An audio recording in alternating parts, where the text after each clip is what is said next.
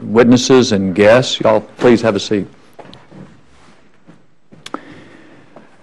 We appreciate everybody being here for this hearing on a topic that I think will play a significant role in the security of the country moving ahead. Seems to me the basic question is to what extent we learn from our experience and build on it, and to what extent we assume that the past was just an aberration and now we can, quote, get back to normal. I'm not sure that the conventional wisdom about normal is quite right. Dr. Sebastian Gorka and David Kilcullen found that of the 464 conflicts since 1815 recorded in the Correlates of War database, 385 of them involved a non-state actor. That's 83%. Dr. Bernard Fall's research cited in the 2006 Marine Corps and SOCOM multi-service concept for irregular warfare found there were 48 small wars in the first 65 years of the 20th century, which, taken together, involved as many people and as many casualties as either of the two world wars.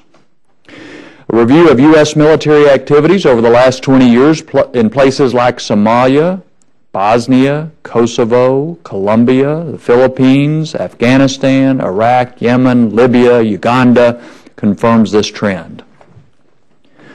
The tight defense budgets ahead of us mean strategic choices must be made. The United States must, in my view, maintain a full spectrum of capability. But the odds are that we're going to be involved in some form of irregular warfare in the future, just as we always have been in the past.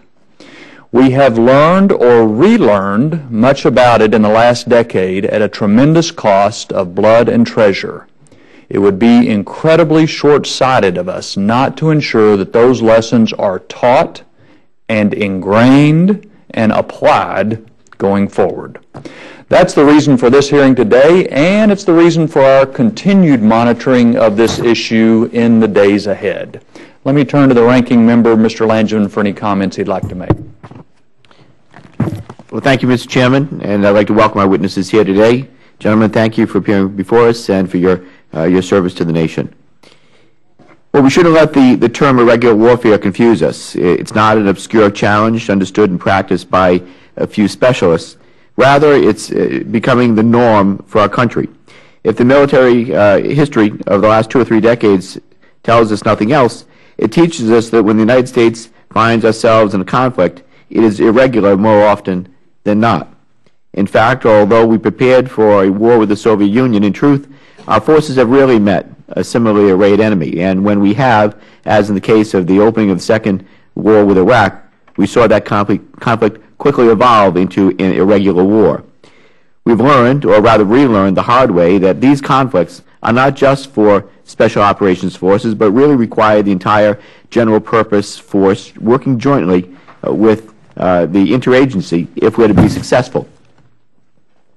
Now, with this in mind, I look forward to learning from our witnesses today how much their respective services and the Department of Defense policy have really taken to heart the lessons of the recent past.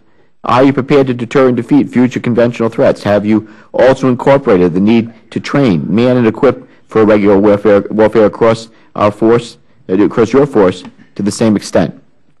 Many of the capabilities required for traditional warfare are critical parts of an irregular campaign. Ultimately, the trick is having service members who are mentally agile, flexible, and innovative enough to recognize when the character of conflict changes and move seamlessly and successfully between the two types of conflict.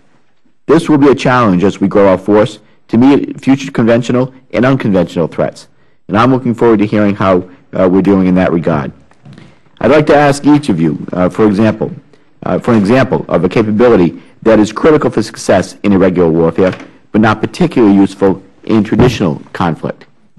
Next, I'm interested to hear how well we're integrating irregular warfare efforts with our NATO allies, particularly with regard to Special Operations Forces in counterterrorism efforts. And with that, Mr. Chairman, I thank you for holding this hearing and look forward to hearing from our witnesses. I yield back. Thank the gentleman. We're pleased to welcome our witnesses here today. Without objection, your complete written statement will be made part of the record.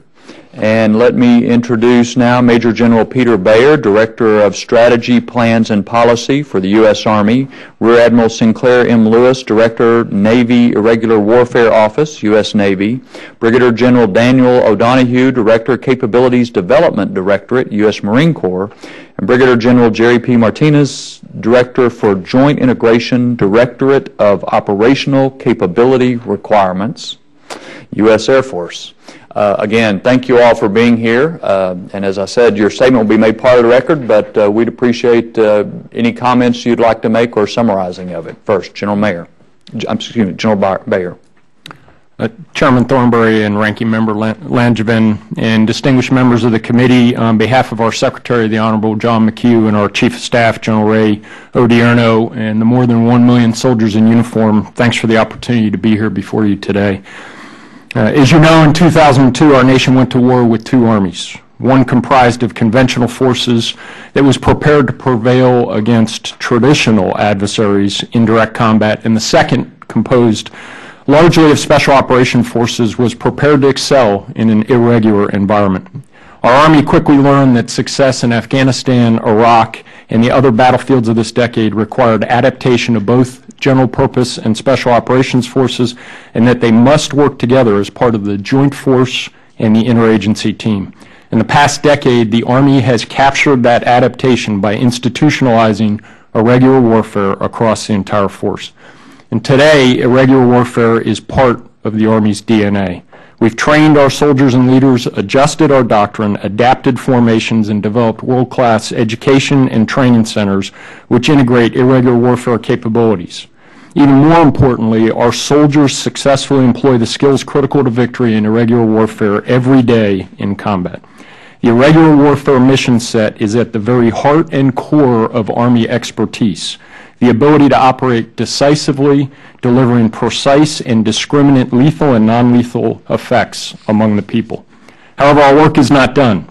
The Army continues to learn from current operations, develop capabilities, train leaders, and adapt doctrine as we look forward to secure the gains from the last decade.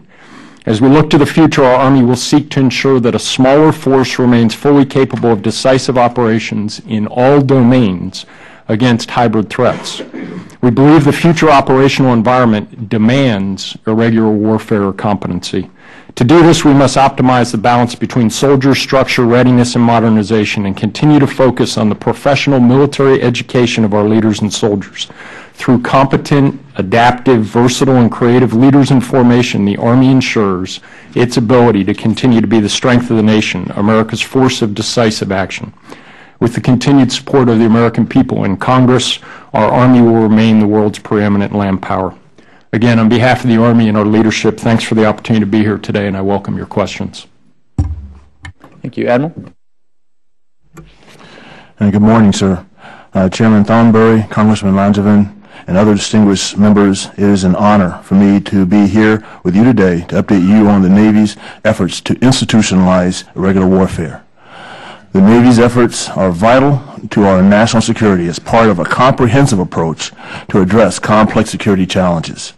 Our sailing directions, recently authored by Sino Greenert, emphasize that our mission is to deter aggression, and if deterrence fails, to win our nation's wars. Today, the Navy is engaged around the world conducting preventative actions and activities to stabilize, strengthen, and secure our partners while providing regional deterrence against state and non-state actors.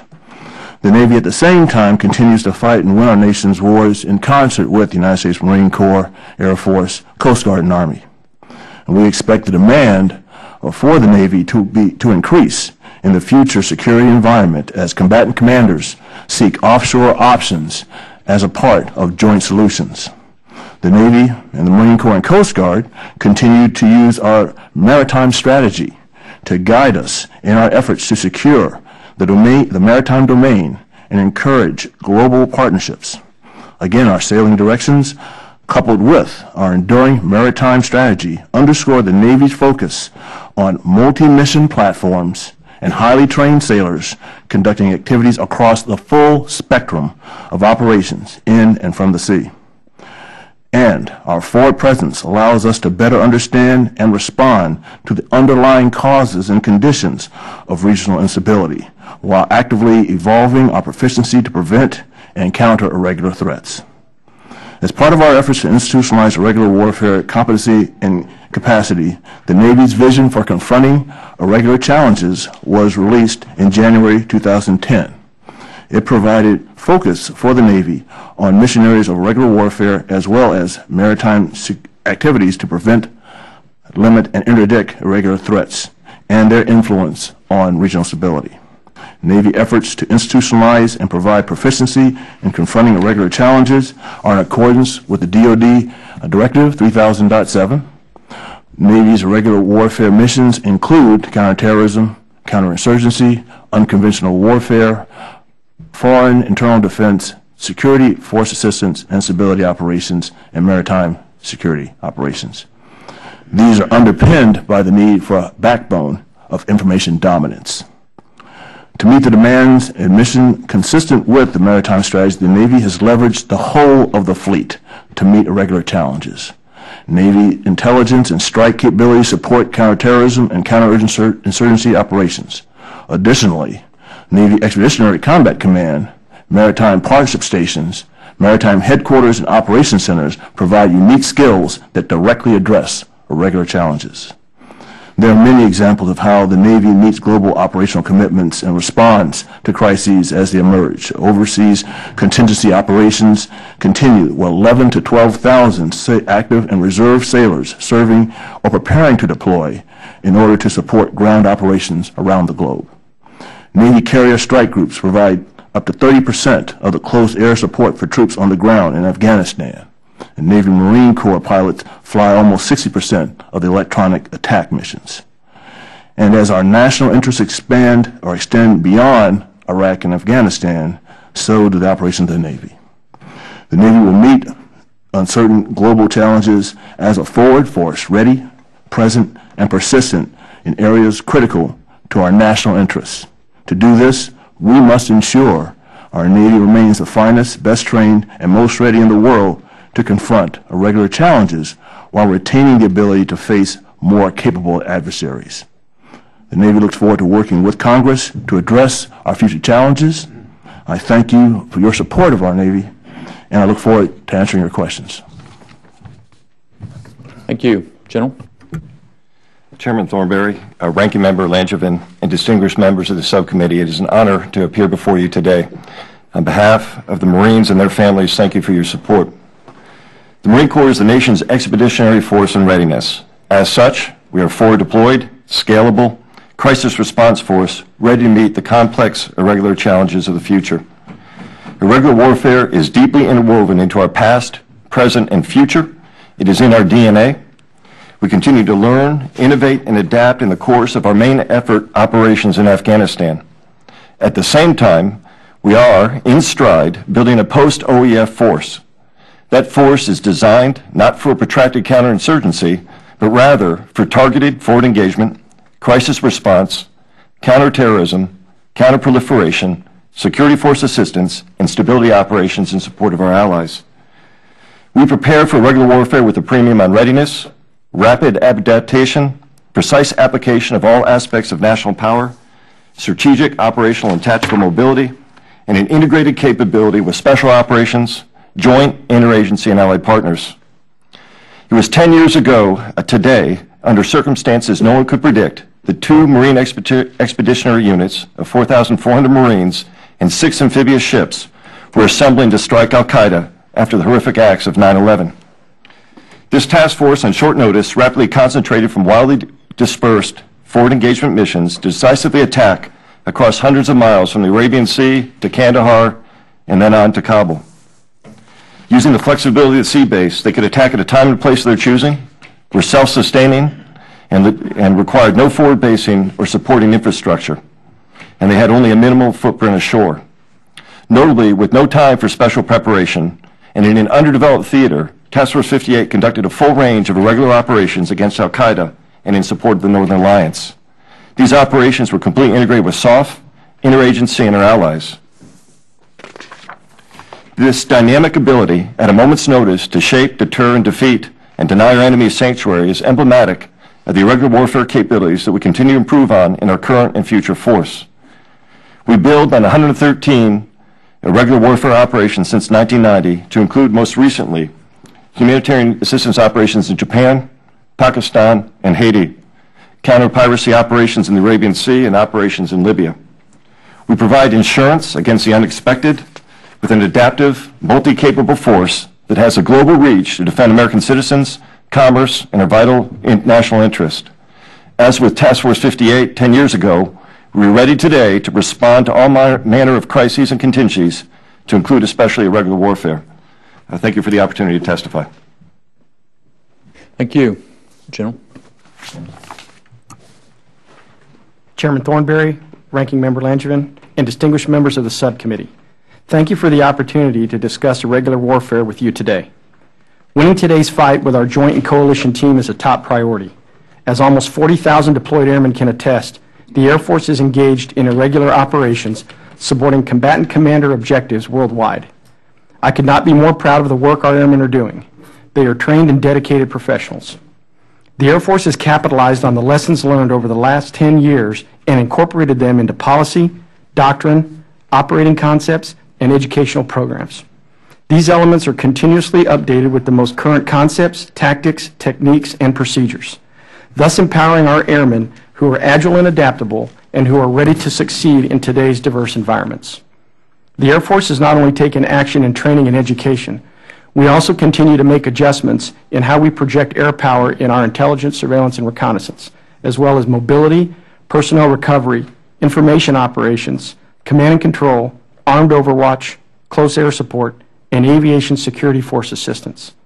In doing so, we have created an adaptable culture, an airman with an understanding of irregular warfare using the tools at hand to overcome the challenges we face.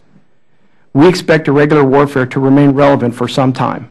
We are prepared to meet those future challenges. Thank you very much for your time and for your continued support of our Air Force and our nation's military.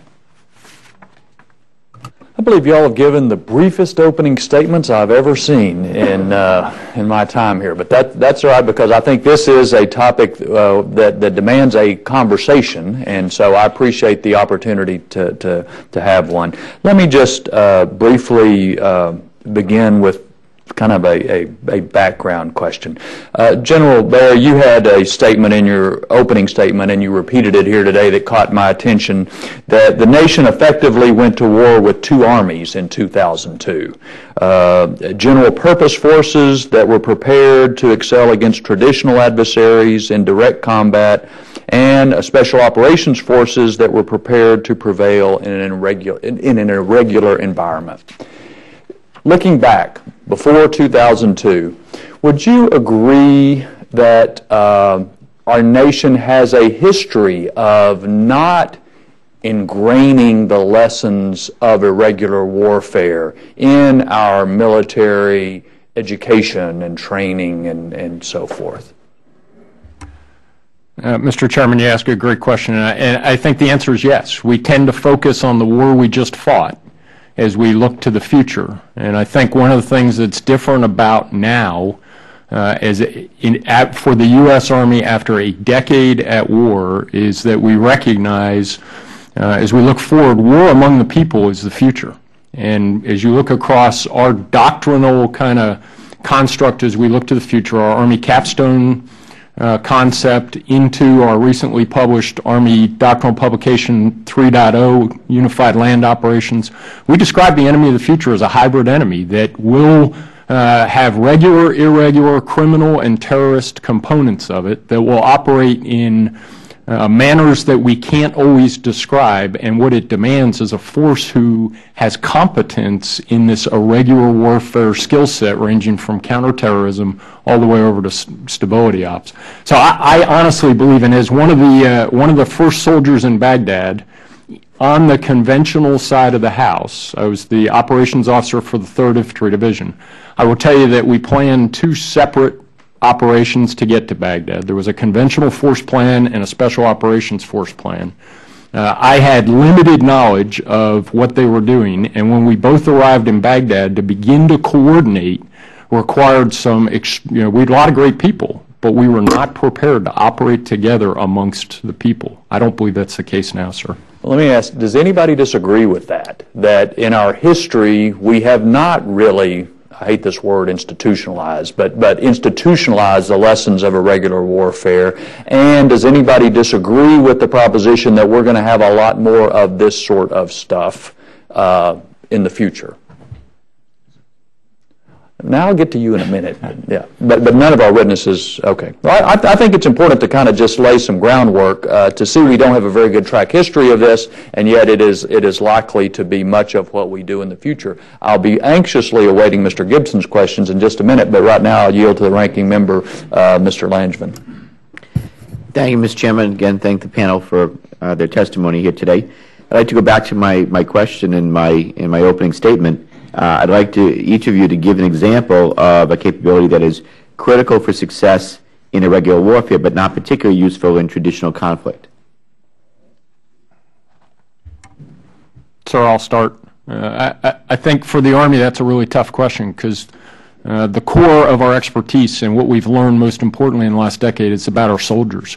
So if you look specifically at how we have prepared soldiers to operate effectively in the irregular warfare spectrum, it's about increased language capability, it's about increased culture capability, and it's about equipping them with the tools that can be utilized to deliver, precise effects among the people. Sometimes those effects are on the counterterrorism side of the house, where we need to go kill somebody, and we need to kill select people, not innocents. And sometimes those effects are operating amongst the population and utilizing biometrics to be able to identify friend from foe, so to speak, over a period of time, so that we're precise in our application. And then ranging all the way over to stability effects, arming them with the capability such as civil affairs, military information support to operations, lawyers who are trained in rule of law, so we can enable them to build capacity in both their security forces and their governance. So for us, I think it's about the soldier, sir, which is applicable in both, and it's the skill sets we give that soldier for operations in irregular warfare. Thank you. Admiral? Yes, sir. I have to agree with my Army partner here that it's very hard to find the dividing line where a technology or a training or a capability is only used in a conventional campaign versus used in a regular, because, quite frankly, there's a very gray area in war. War is war. And you have to flex between the two, it seems like seamlessly, from one day to the next.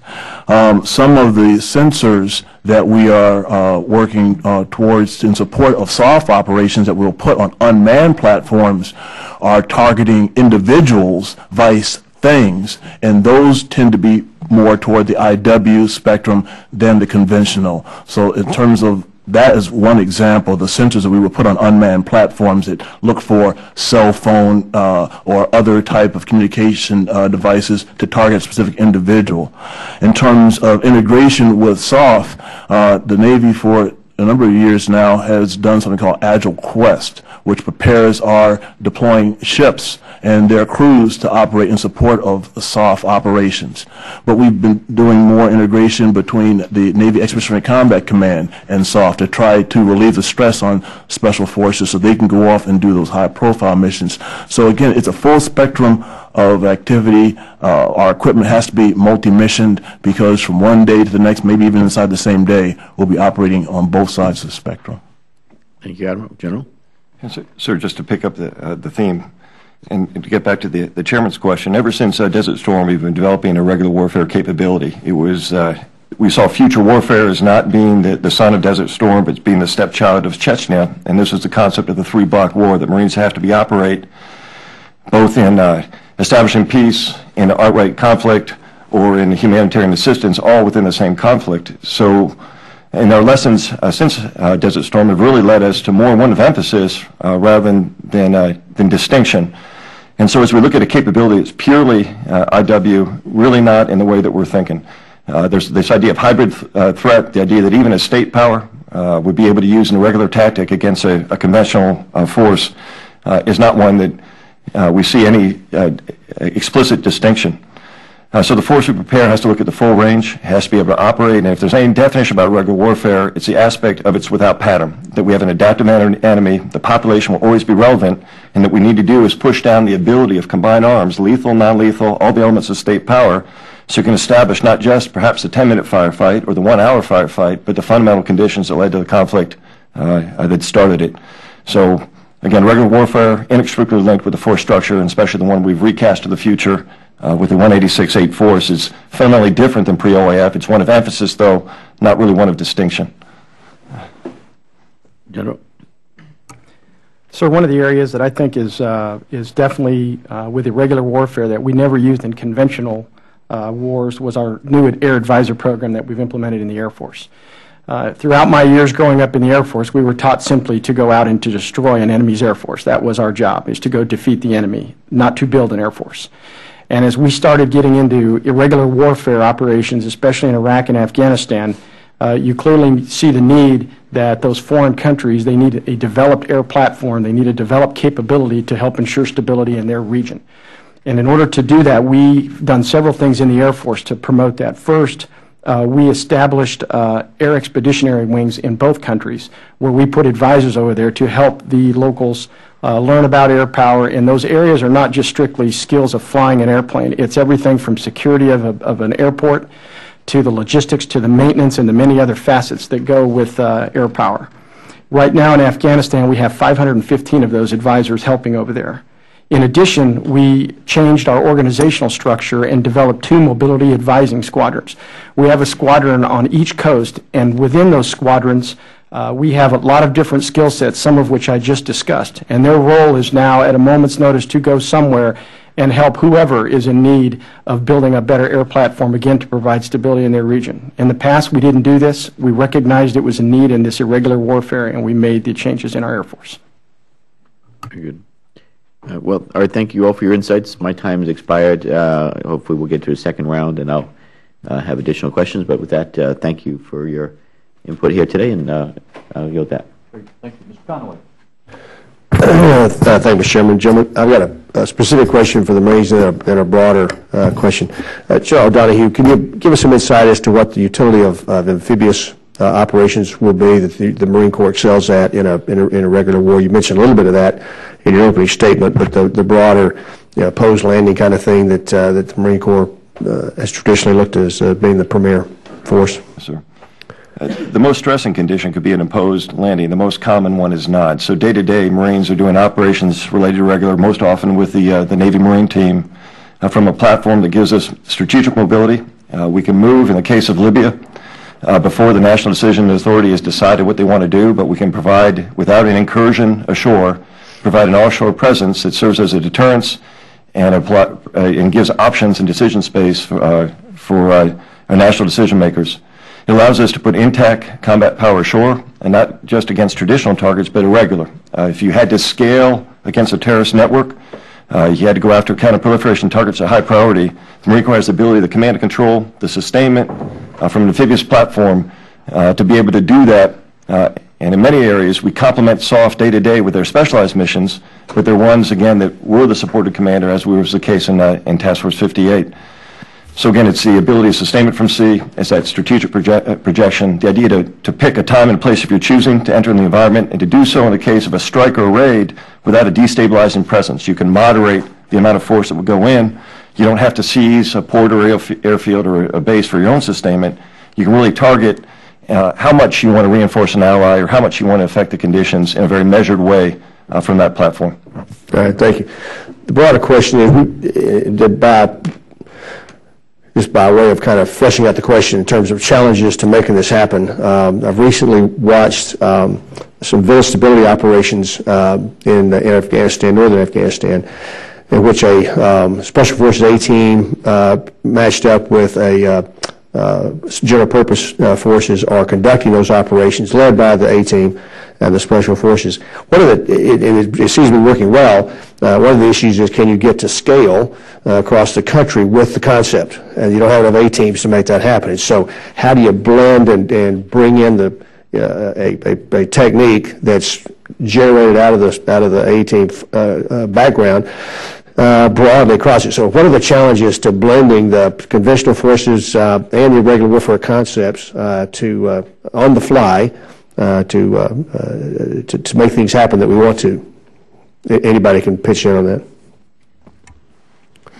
Congressman, I'll jump in. I think the first is doctrine, and we believe our doctrine generally, as we've advanced it, has described the requirement for special operation forces and general purpose forces to work together. Clearly, the village stability operations being practiced in Afghanistan right now are at the front edge of kind of new concepts. So the challenge is we bring that back. You're limited right now by the density of forces that are forward deployed and the other missions and their ability to do it. But I think the longer term challenge for us is how do we integrate that in training?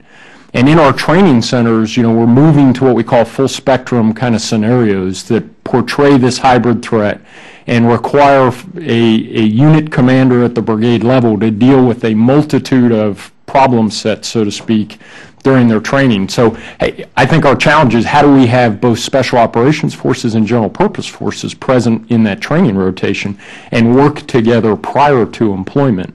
And we have some work to do to ensure that. Part of it is density of their utilization for operational missions and how many folks are left behind in the training. Has the Joint Forces Command that stood down, has that impacted your ability to do those kinds of things? From an Army perspective, no, sir. That has not impacted our ability to do the things I described. Anybody else? Sir, from an Air Force perspective, it's been minimal impact. The Joint Staff has absorbed most of those duties, actually, the J7 handling doctrine, training, and irregular warfare aspects, as well as the J8, who currently does the joint requirements. So we've seen really no impact at all. Mr. Chairman, you're back. Thank you, gentlemen. Sir, just on your first question, Sure. on the integration of SOF, Marine is inextricably linked. One characteristic of the force we project for the future was the growth of Marines, MARSOC, about a little over 3,000 to 3,500 Marines that give us, obviously, an organic connection with SOC. We operate with them every day. We started with the first conceptual doctrinal piece was a multi-service concept for irregular warfare, which is the companion piece with the Marines and SOF. And then the complementary capability of highly trained small units that operate in that battlefield using the unique capabilities and authorities that SOF has in combination with the Marine high training is one that's operating today in Afghanistan, afloat as we go with the Muse, and will continue in the future. And, sir, if I could just add one more example for both of the questions you had. The first was the utility of amphibious forces, and being an amphib officer for the past 10 years, I've had a first-hand chance to work with the Marine Corps Navy team doing this. And one example I would use is that on the same day that we were doing humanitarian assistance in Pakistan during the floods in 2010, delivering water and delivering food, we also had the takedown of the Magellan Star in the middle of the Gulf of Aden. Again, the Navy Marine Corps team operating from amphibious ships, working with the general force at a cruiser in support, doing IW-type mission. At the same time, the USS Peleliu was flying missions in support of ground troops doing counter-insurgency in Afghanistan. One ARC, one Navy Marine Corps team, that shows you on one day, and this is not an uncommon day, how valuable the amphibious forces are. In terms of the integration with SOF and GPF, I mentioned Agile Quest, which is trained our Fleet Forces Commander doing to a greater extent. What we do in the Navy is before we continuously train and modify the training depending on the COCOM and the Fleet Commander demand signals as they go forward, to make sure that our sailors are prepared to operate not just in a conventional way, but operate also with Special Operations Forces. Maersk, Alabama is a good example where, on the fly, we're able to seamlessly integrate. Thank you, Chairman. Yeah, you're back. Thank you, gentlemen. Thank you, Mr. Chairman, and thank you to all of you for your service and your leadership. I wanted to turn to the issue of language and cultural training. And as you may know, the GAO stated recently that both the Army and the Marine Corps must better document the results of their language and culture training programs to make them more effective. And basically what they were saying is they need to better leverage language and cultural knowledge and these skills so they can make better individual assignments, assessing operational needs as well. Could you speak to that? Do you think that there's enough emphasis that's been placed on pre-deployment training to your general purpose forces on language training, regional and cultural expertise? How do you meld those in terms of IW and conventional forces? And Congresswoman, I'll be happy to start. The answer is in the Army, we still have work to do. One of our lessons learned is to enable soldiers to effectively operate in the environments we have the last decade, which is center mass of the IW spectrum. We have to have increased cultural and language capability. So we've initiated a number of programs to do it. One of the limiting factors for our units that are employed in the counterinsurgency fights in Iraq and Afghanistan, quite honestly, has been the pace. When you're gone a year and you're home a year, to try and create the type of language capacity we're talking about in the general purpose formations is quite challenging. To get them to, what we would refer to as kind of a 1-1 level of proficiency, conversational. So we've utilized a number of training aids, some shorter courses, done things like our 09 Lima, bringing in foreign nationals into the force to be interpreters assigned with, in Army uniform, assigned with the forces.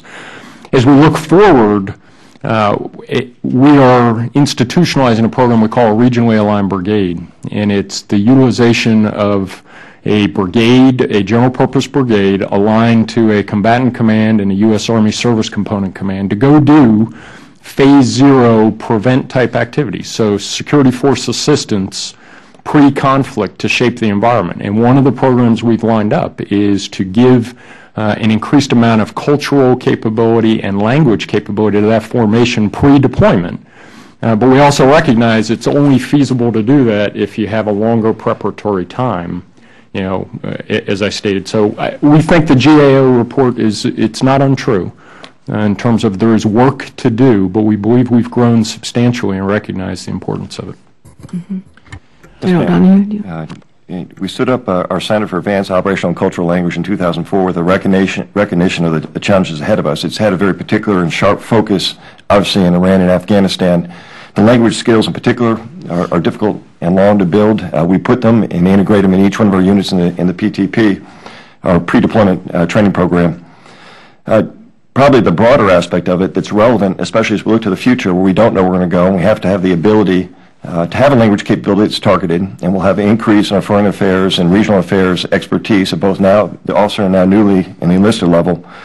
But the idea is, how do you adapt to a culture, and how do you, again, without notice in an area that you perhaps weren't predicting, you have to address a threat. A lot of that's related to how do you adapt, the idea of how you look at the human training, the cultural training, your understanding.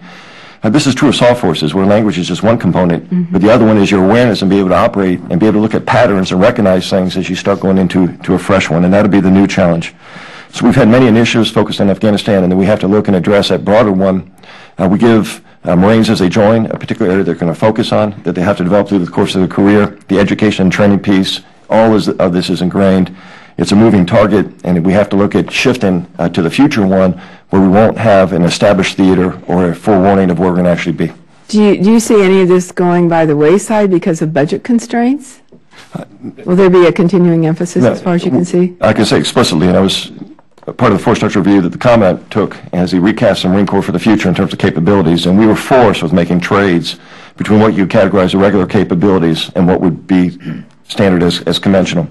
And we have about 8,000 Marines, even at a smaller force, and we had pre-OAF to give us that kind of capability. So senior leadership's looked at the problem and made most decisively in how we allocate our scarce Marine Corps at 186.8, how we're going to do it, and it was that regular piece. Yeah, I would say also partnering, of course, with some of the universities around the country. San Diego State, and my colleague here from San Diego knows this well also, has done a very good immersion program utilizing the civilian, the residents in the community as well to help and assist with that. So I think that's certainly important for the future. And my time is up. I'll come back for another round, Mr. Chairman, if you're doing it. Sir? Do you have one more? Go ahead. The question? Yes, sir. You'd like to add? Ma'am, in terms of language, the Air Force has recognized the need as we are involved in deployments throughout the world for language training, and our Chief of Staff directed a very aggressive program for airmen to start becoming better linguists out there in the world. We started a program called the Language Enabled Airman Program, or we call it LEAP. LEAP is basically we take folks who have a minor understanding of a language and then we put them through a very heavy immersion to get them better qualified to speak that language.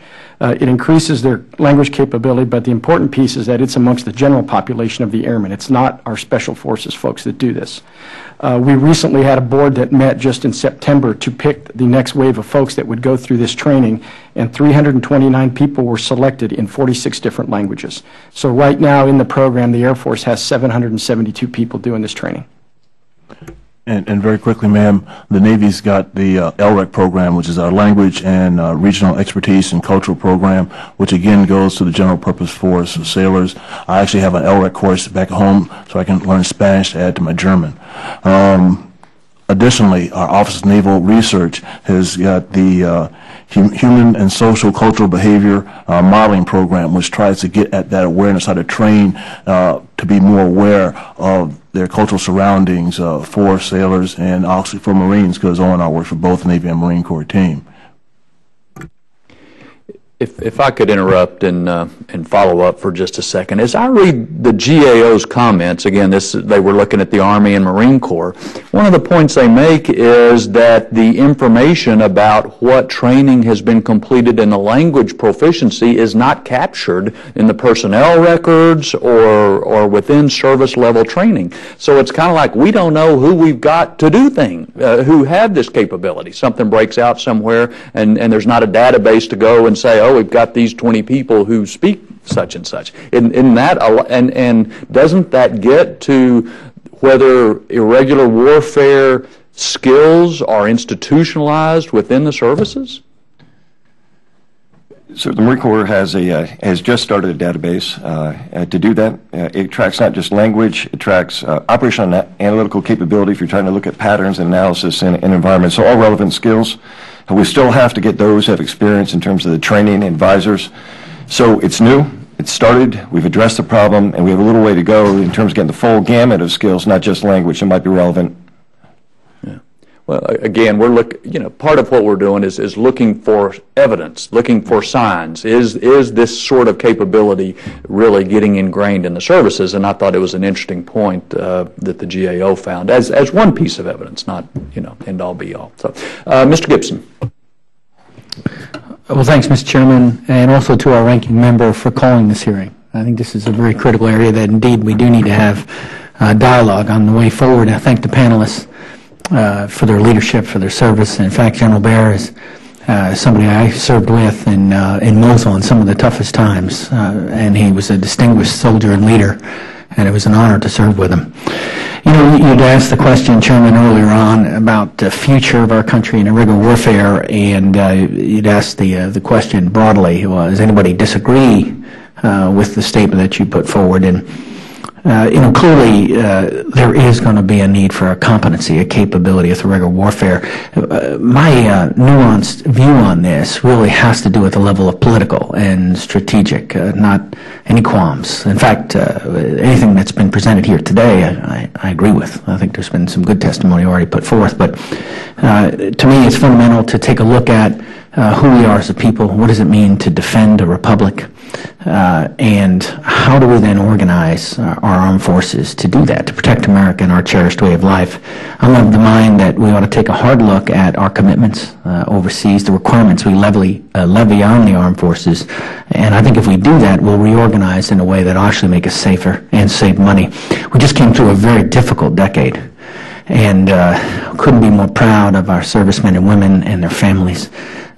Deployment after deployment after deployment after deployment, and not complaining, just getting it done with great sacrifice and hardship. We can't go through another decade like the one we just came through, or on the other side, we won't be the same republic.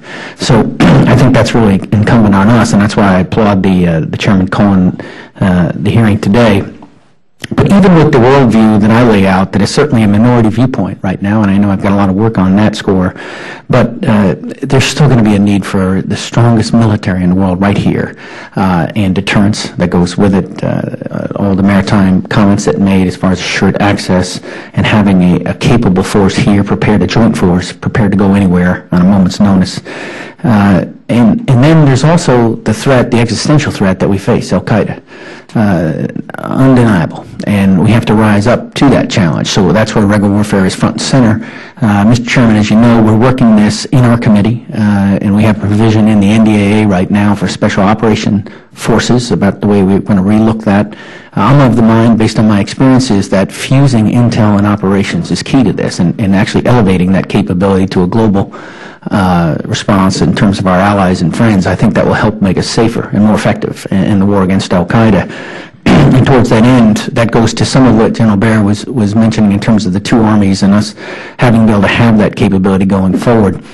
But even in the worldview that I lay out, I can't say that the probability is zero that general forces could get involved in this again. I can imagine some circumstances close to home here where we may have to be involved in such activities. So really, this gets me to my question.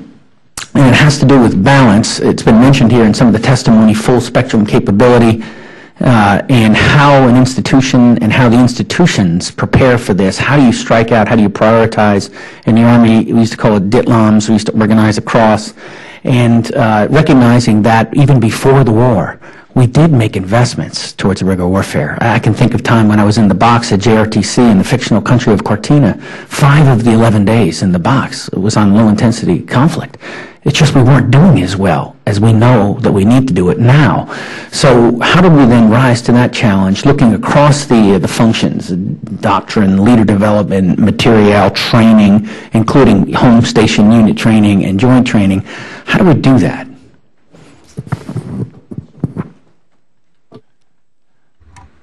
Congressman, I'll jump in.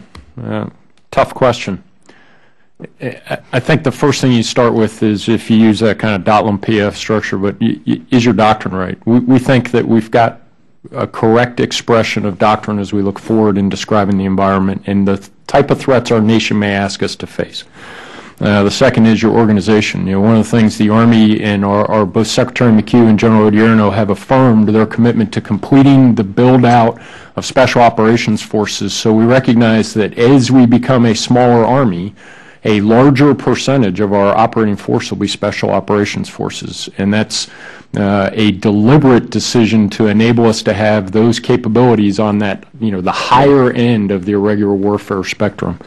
Recognizing skills like counterterrorism, et cetera, require some advanced capabilities. The next piece is, so in the training base, how do we get to the point you're making of how do we integrate these two together in the training base? And it really is you got to want to do it. And I think that our leadership does. And one of the things I've heard General Odierno tell the staff here a couple times recently is, if we're the same Army 10 years from now that we are today, it means we failed and we haven't learned anything from where we've been. So the guidance and the desire from the senior leaders in terms of looking forward across all of, doctrine, organization, how we train leaders, et cetera, is pretty solid. But proof's in execution, as you know.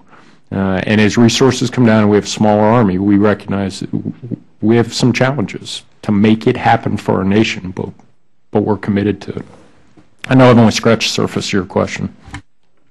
Yes, sir. If I could follow up, I would agree with using if you look down the .mil PF structure, you could address each of these, and I could address each of these in areas where the Navy is continuing to institutionalize that. But that balance question is huge because we're such a material-intensive force on our ships and our planes and our submarines.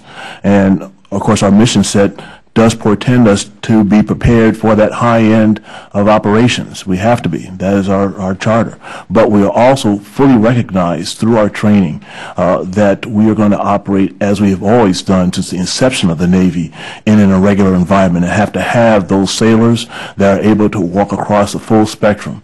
I'll just take a couple of quick examples. In our leadership training, we have in our postgraduate school and our Naval Academy and our War College, irregular warfare is part of that curriculum. I think there are two majors, in fact, at postgraduate school in California, just to highlight the importance of it amongst our sailors. In terms of the materiel, we continue to look at innovative techniques on how we can take our high-end platforms and make sure that they can support either soft operations or other irregular operations by not just targeting things, but being able to target people as needed. The comment I reported back to Secretary of Defense, based on the results of a force structure review, capability review, based on a threat really expressed by the chairman at the beginning of this hearing. In that force, we had a forward deployment engagement where we're going to have to take some risk. We can't take the combatant demand. It's essentially in the Marine Corps of a 24 battalion base that allows us day to day and a shift in terms of prioritized focus, specific, the Middle East or areas, not that we're not globally responsive, but there's a less capacity to do that, and there's a prioritized method of doing so. So those 24 battalions, essentially a sizing construct for the force. There's the idea of being crisis response. We can aggregate those forces that are distributed, often with a Navy team. Single ships can come together, as displayed in the example given with CTF-58, to go to a more substantial operation. And then you get the higher end, the MCO, which again, a commitment of about 20 battalions. The point here in the efficiency of it is these are the same battalions. So they're trained at a high level, they can operate IW, and they can aggregate, they can distribute. With distributed operations where platoons are operating 39 miles separate, applying the full instruments of national power, they can combine and concentrate if need be. Took risk, not just in forward engagement and meeting combatant demand, but also in the phase 4 and 5 operations, the sustained operations ashore. It's not that we can't do them, it's lesser included, but the force we have now of 202K is a force to do that. The force of the future, the 186-8K, accepts risk in that area. And then we use what we call enablers. We have a very highly trained force, and we had those 8,000 some others, Intel, EOD, Civil Affairs, FAOs, that you can combine together to apply to a problem. And just for example, we had a tank battalion, a little bit of training, high training status of any Marine, and we're able to go and do a Black Sea rotation and satisfy most of the theater security cooperation needs of a COCOM. So force design for a conventional high-end threat, but given the high level of training, some enablers are able to satisfy others. Sir, I think probably one of the most important pieces in your question is, as we move in this irregular warfare arena, it really has to start from a commitment from the senior leaders of the service. And I think each service has to recognize the type of warfare that is probably expected of us in the near future. Some time back, the Air Force made a very strong commitment to irregular warfare, realizing that this really is the way we fight now and probably will be in many respects in the future. And some of the actions that we took was, one, first organizing our force differently, to include establishing an office in the Pentagon under the Air Force that works irregular warfare, doctrine, training, etc. Also implementing training programs. We started a 3-tier training program that is purely about expeditionary training and how we go to those different arenas and fight. We actually started a Air Force Expeditionary Center, which teaches courses, I think it's somewhere around 80+ courses on different things that our airmen need to know to work in those environments, as well as putting them in our professional military education. And most importantly is taking lessons learned. I think that's really crucial in this area, is that we have to understand what we're doing and then where we're not doing it well and where we could do better. And putting in a process to do that, we incorporated as well. And then I think the last piece is, that we haven't mentioned yet today, is we have a generation of airmen growing up, especially our young ones, that they know nothing but this type of warfare. You know, we call it irregular. It's irregular to the old guys because this isn't how we're used to fighting. To our young airmen, this is the way they fight. This is what they know. So it's just as important as we focus on irregular warfare that we're also keeping our younger folks in the military in tune to conventional warfare. So, Mr. Chairman, I know I'm out of time here. Let me just sum up by saying I'm encouraged by the responses, the agility, the commitment to facing and rising up to our challenges and threats. And in view of your comment about dialogue I think it's important going forward that we find ways that the Congress helps and not harms this vision. Thanks. Thank you, Mr. Chairman, and thank you, gentlemen, for being here today. Over the past several years, when leadership of the military comes before us, they talk about how language is a game changer. And you talked a little bit about that. The quick question, just real briefly, I heard the Air Force has a program that's going across the force to the airmen to offer language training. Do the other branches have the same sort of program? And please be just brief. A yes or no answer would be good. I don't need other details. Yes, sir. LREC is our program. Okay. Army? Not mandatory for all soldiers, no, sir. We have a broad targeted program, sir. Okay, and I would think that it would be important. The JO report says that you're not inventorying who's getting the training, but I think it's also equally important to go out there and offer it across the force and test people for the aptitude, because there may be a guy that's a logistics officer and going to have logistics people in Afghanistan and Iraq and other places in the world. So encourage you to look at that, to go across the force to find a guy, a private, who may be a genius when it comes to speaking several languages that we don't know about. So, as I said, that being so important, that I've heard from Petraeus to McChrystal to McRaven saying it's so important, we should really be focusing on that. Second question I have is our allies. The world's a big world. They're out there. I know they have irregular forces. Are we able to use them as a multiplier force, working together? Can we operate well together? Can you give me a little? You don't have to point out country by country, but certainly, are there other forces out there as capable of ours that we can work extremely well with and insert them when we can't be somewhere, or help them to get places that we can't? Congressman, our Army experiences, there are a select number of armies around the world that we can truly operate seamlessly with. Those happen mostly are our most senior partners in NATO. Others to varying degrees. One of our challenges, quite honestly, is that most of the nations of the world have divested themselves of support for security at a rate faster than our nation. So what we see amongst our allies is vastly and rapidly declining capabilities, which makes, as we look to a future world, the assumption that some would make that we can get greater cooperation from our allies challenging, I think.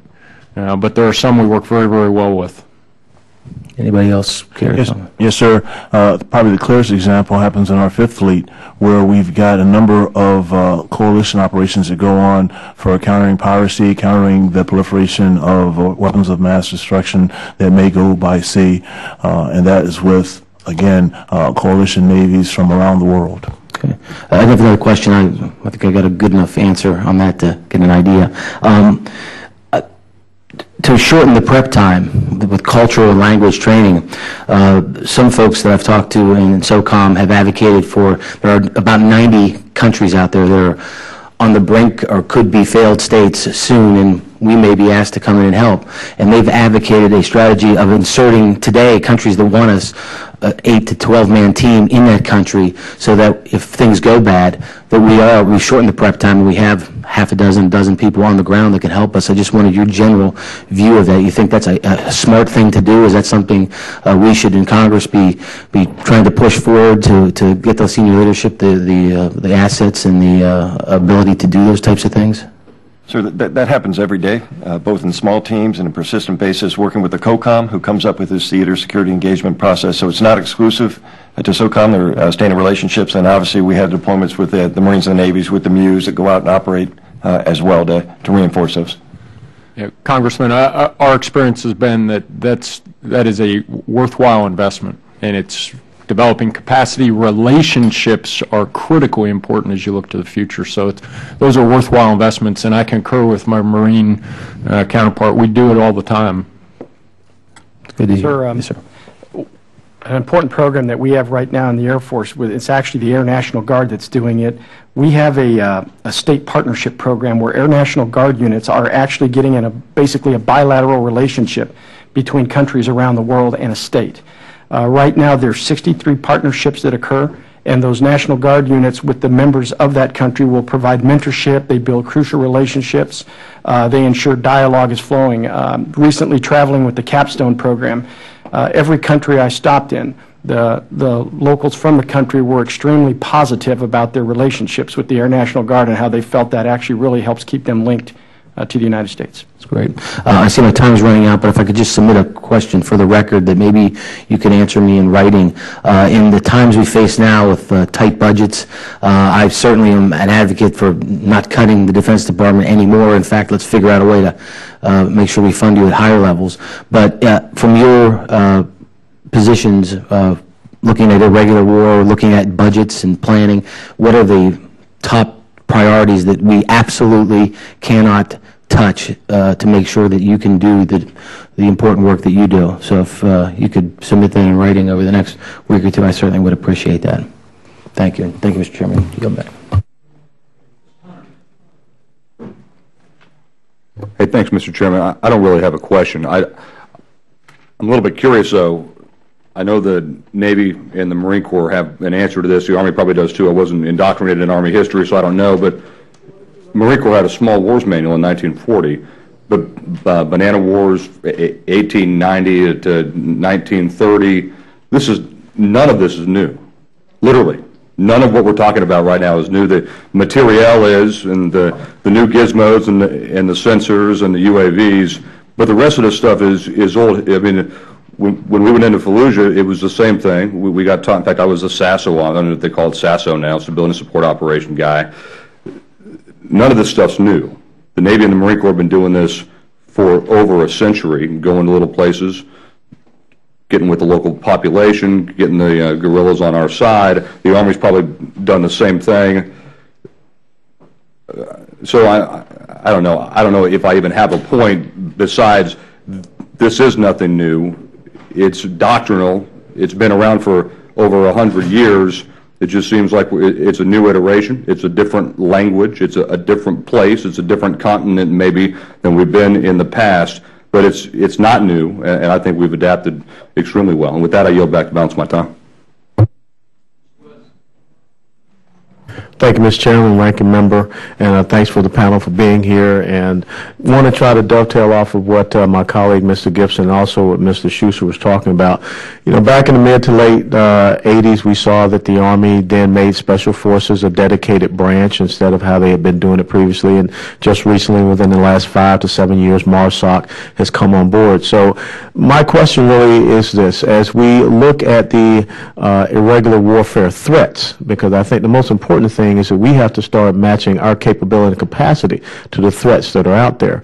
So when we go across the geographic AORs and we look at the irregular warfare threat, because, sir, as you said, General Martinez, you're right. To the young people now, this is regular warfare. You know, for us that grew up once upon a time having to fill the gap, this may be irregular warfare.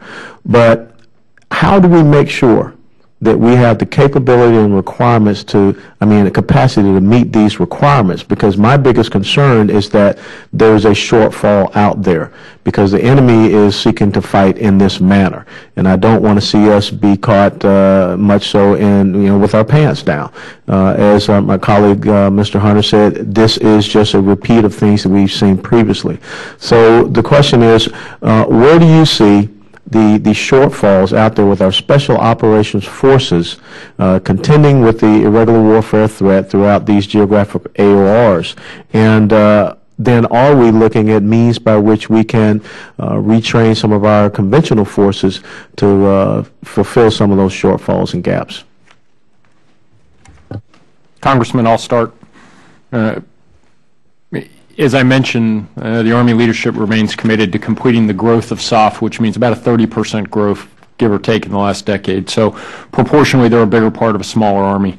What we've recognized really is that the GPF can do some of the mission sets that are commonly associated with irregular warfare, and it's not the exclusive domain of Special Operations Forces. So as you gentlemen both know, both you and Congressman Gibson, we have general purpose forces that actually can do counterterrorism missions in a counterinsurgency environment. So part of it is we got to blend blend those forces together in terms of mission profiles, so to speak. The other thing I think is we look forward, it's phase zero activities prevent. It's being able to commit to the combatant commanders' forces, general purpose forces, to augment the special operations forces that have very finite levels of language, cultural, advise and assist type capabilities, but to take some of the burden off development of security capacity and use general purpose forces to do security force assistance, basic skill transference 101. And our regionally aligned brigade concept, we'll field the first of those, generate the first of them in FY13, is aimed at trying to do that in the, the phase zero, shape the environment type of time frame. So I hope that answers part of your question, sir. Yes, sir. Great question. And again, I agree with my Army colleague, quite frankly, in the same type of approach.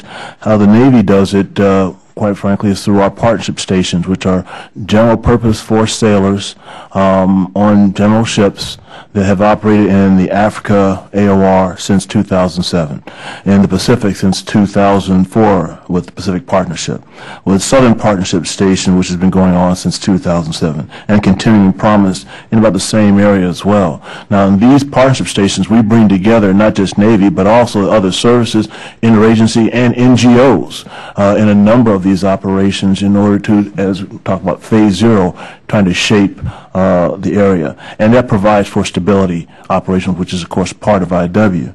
In addition, we look to take some of the burden off of our special operators. NECC, our Navy Expeditionary Combat Command, has done a number of missions in the training and the security force assistance missions that have been transitioned from the SOF, from NESW to NECC. The areas that we try to mitigate risk, again, explained before about how the Marine Corps is going after it, but the idea of being multi-capable and being able to aggregate from a forward deployed posture where you're influencing shaping and then be able to respond to a crisis. For that, strategic mobility is critically important. We can't predict, as we didn't with Afghanistan, where the next fight might be. We need to be able to get there to affect the initial conditions, reinforce a partner at the right time to do it, and then allow for a more considered response. And that's the focus that the Marines taken. There's a readiness aspect of it. Again, a very efficient way to keep our units ready across the spectrum to be able to do this. And the way we mitigate the risk as well as the reserves. The reserves have a tremendous capability, both in specific capabilities and resources and talents that we can draw into the active force, both to augment or to mitigate risk as well. And the force structure we designed at 1868K has those elements and assumes that the reserves can mitigate some of the risk that the active force is taking. So I think an important point to make when you look at this conventional versus the irregular warfare and special ops operators out there is what can we do to take the burden off them? Our country has asked a lot of our special ops forces, and wow, have they delivered in the last 10 years. One of the things that we do in the Air Force is we're looking for ways to transfer some of those duties. First, you can do it by training your general populace to better understand language, region, culture, and the things that traditionally in the past Special Forces members have been extremely good at. The other is looking at actual missions. Earlier I mentioned an Air Advisor course where we teach people to go out and basically teach other countries how to set up an Air Force. That role actually started and was done by Special Ops Forces. It was not general populace that did that. It was the Special Ops people who owned that mission. And within the Air Force, we have migrated it over time through this Air Academy and taught our general forces how to contribute to those missions and let Special Ops go on and do other things. Thank you, Mr. Chairman. I guess I'll yield back the rest of Mr. Hunter's time. We're being a little more flexible today because there's obviously a lot to talk about here and a lot of good questions and answers. I want to go back a little bit because in the last few exchanges there's been discussion about the doctrine, how it's not new and so forth. I think the concern is that while the doctrine may be on paper, the reality of it when it comes to promotions and dollars spent and so forth may be somewhat different. And let me just cite some examples and invite the appropriate one of you to make any comments you'd like. So for example, I guess for the Army, I have a study from the Institute of National Strategic Studies, National Defense University, Christopher Lamb et al. Wrote, and it's titled MRAPs, Irregular Warfare and Pentagon Reform. And basically it goes through the history of resistance in the Pentagon to MRAPs, how this committee actually was a key instigator in getting some up-armored Humvees first and then trying to push the MRAPs. But he makes some statements which may or may not be true about the cultural resistance within the Pentagon to irregular warfare and to spending money on irregular on equipment which has as its primary use at least irregular warfare.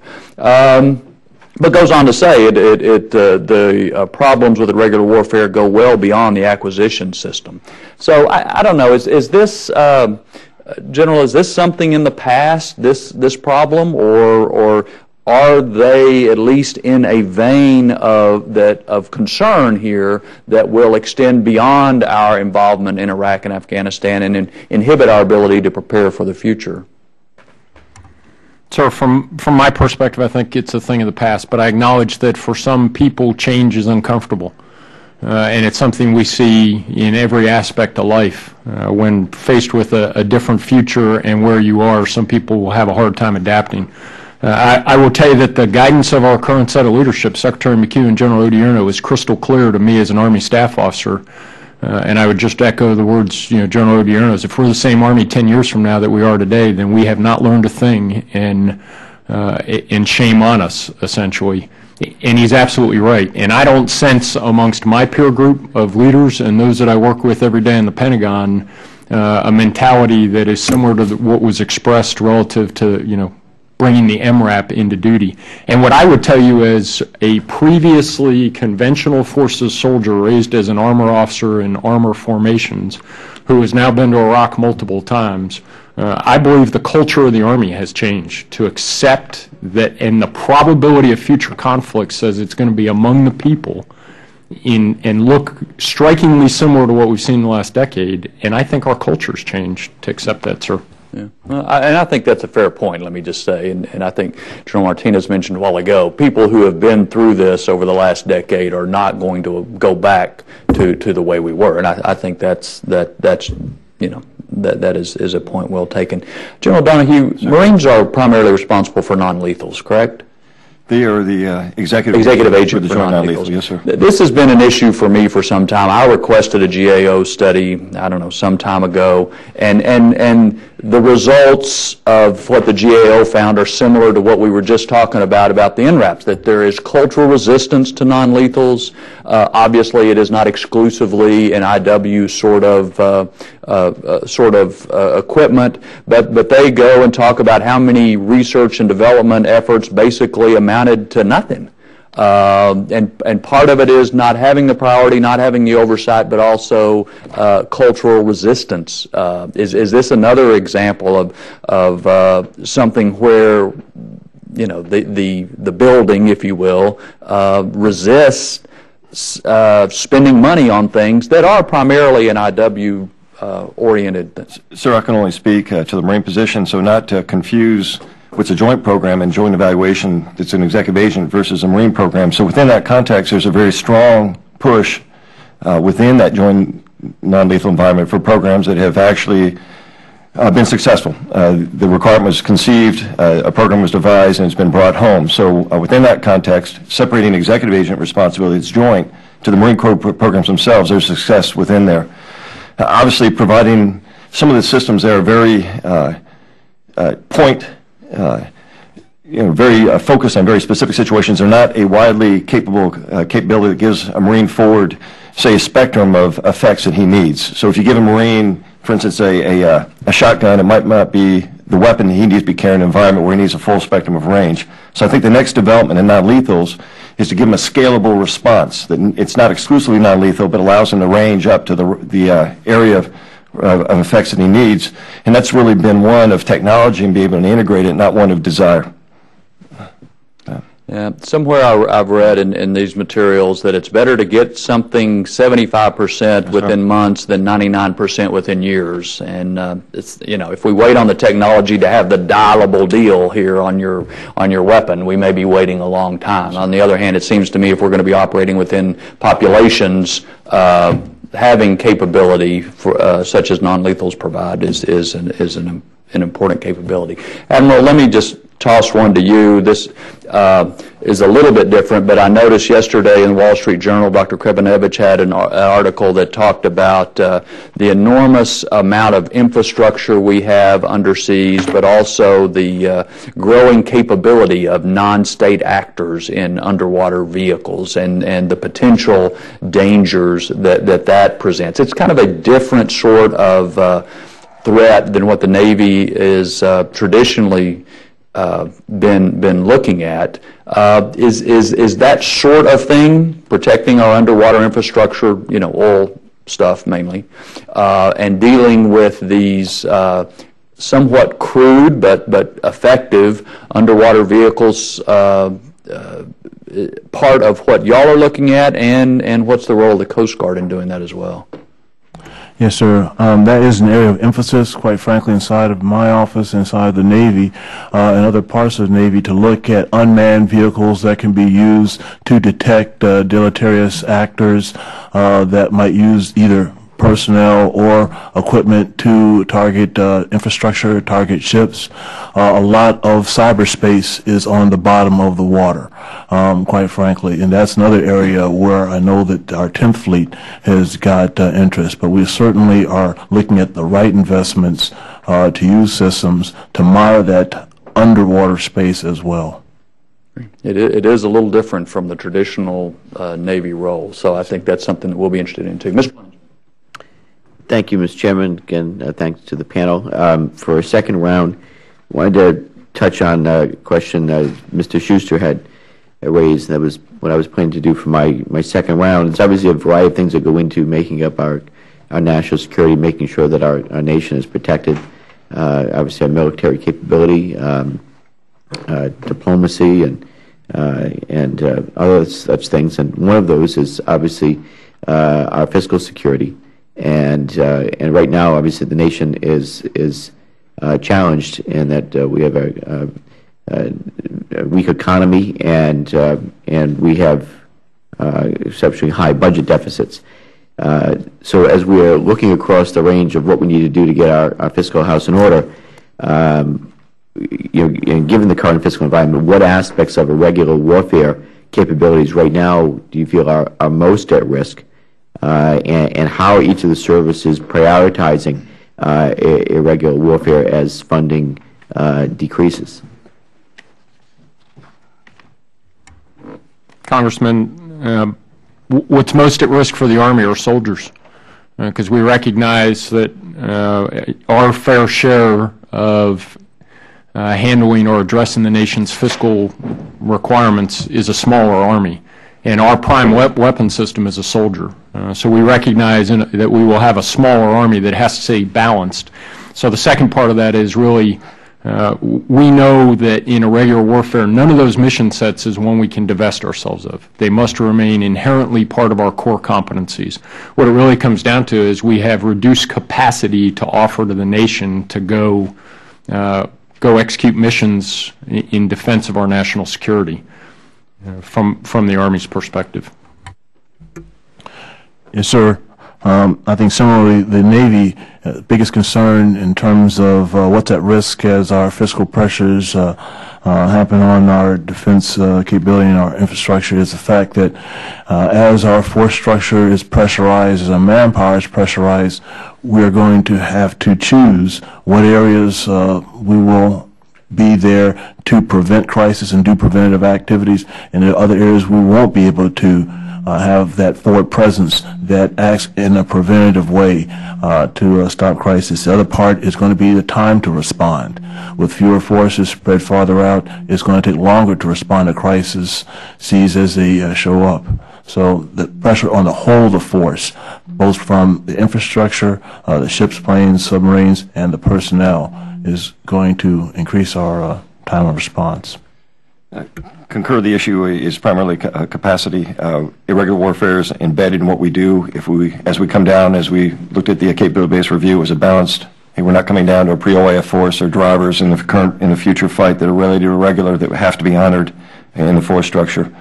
There would be a concern again about strategic, operational, and tactical mobility. This gives us a range to apply influence across a battle space and a breadth and depth that an enemy can't cope with in all areas of national power. And those assets, amphibious shipping and the like, and other means, that's tactical connectors that we use at the high end are also the ones we use at the low end. If you look at Haiti and the like, a replacement for the EFE, the ACV, those type of things. So mobility, I think, is an aspect of the problem as well. So I think the piece that's going to be really important in this is it's going to come down to prioritization. And I think each of us as a service needs to make sure that we're doing the best that we can to prioritize the needs. When you're in a fiscally challenged environment, you're going to have to make tough decisions.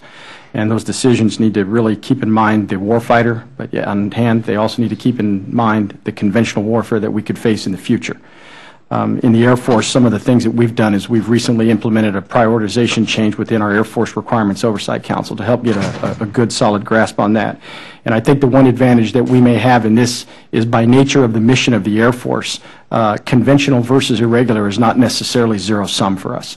If we invest in good ISR with our Predators or our Reapers, our overhead watch, those platforms are usable in irregular warfare just as much as they would be used in a conventional battle. We could easily watch a single home in a irregular environment, or we could be watching a mass army approaching in a conventional.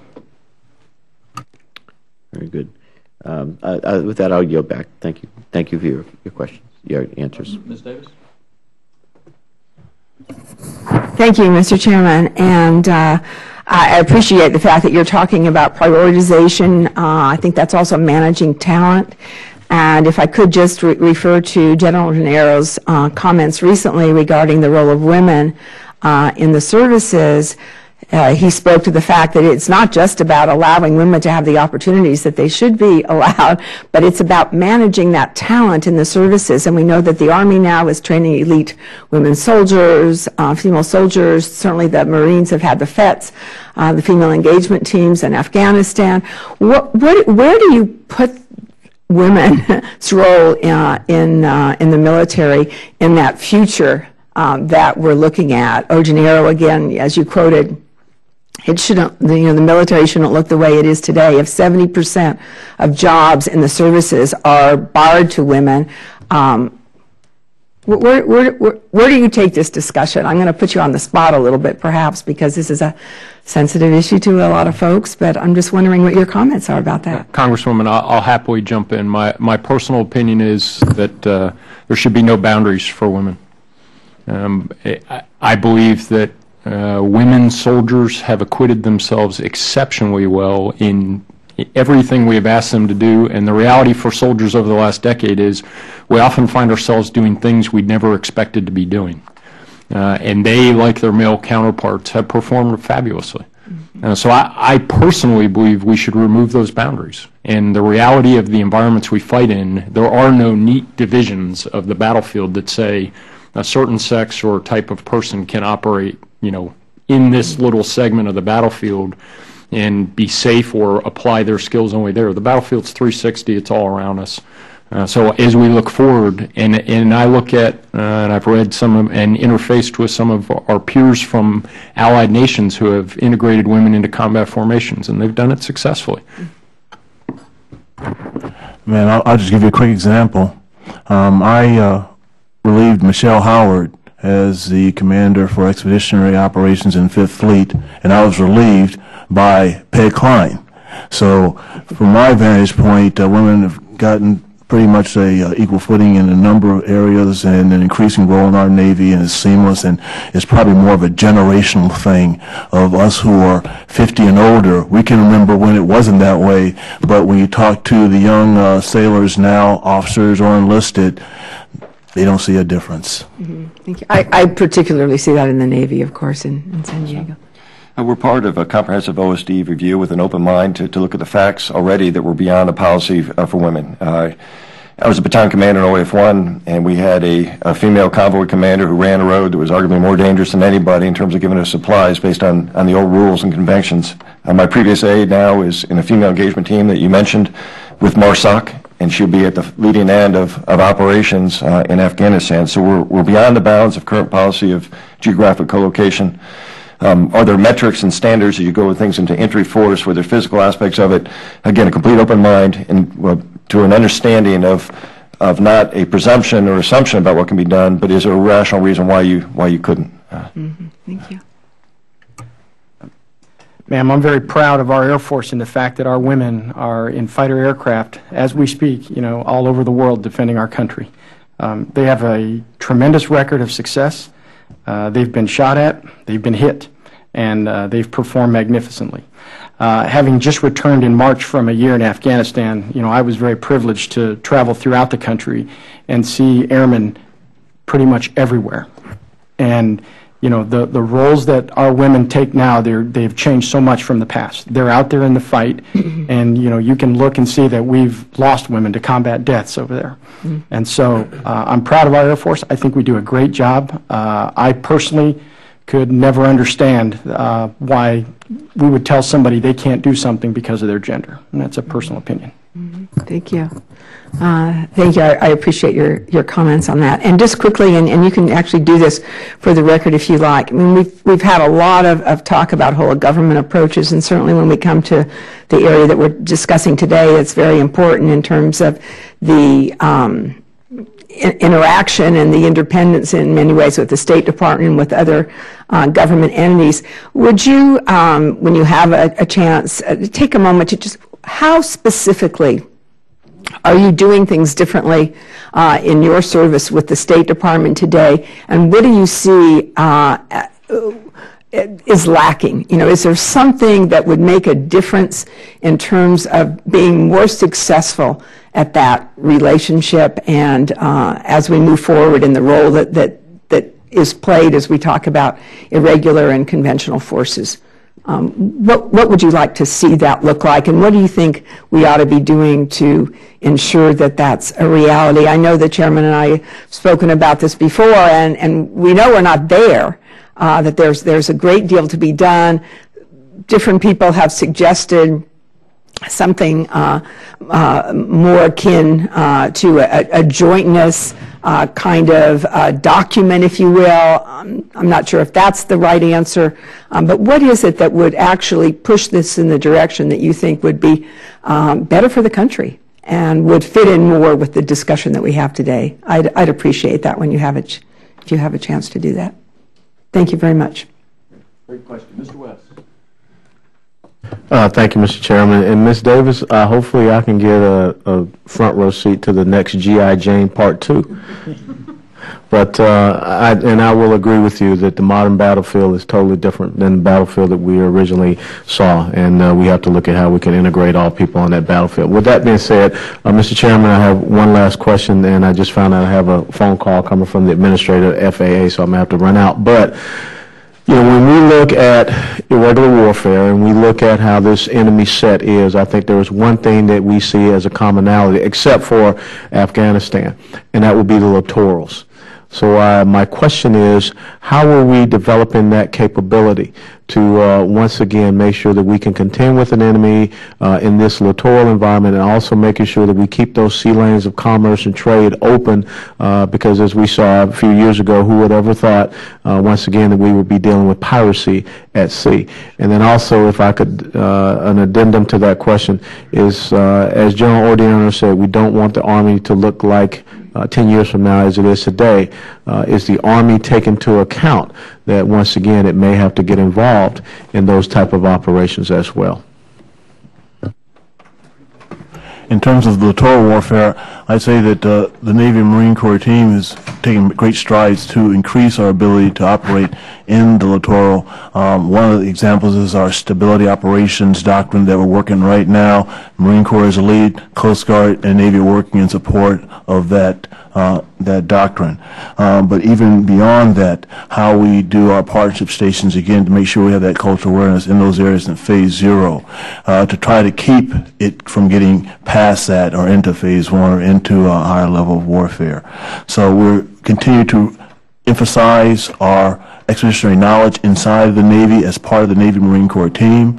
And I'll give the balance of my time to my Marine Corps counterpart, which I'm sure has got more examples.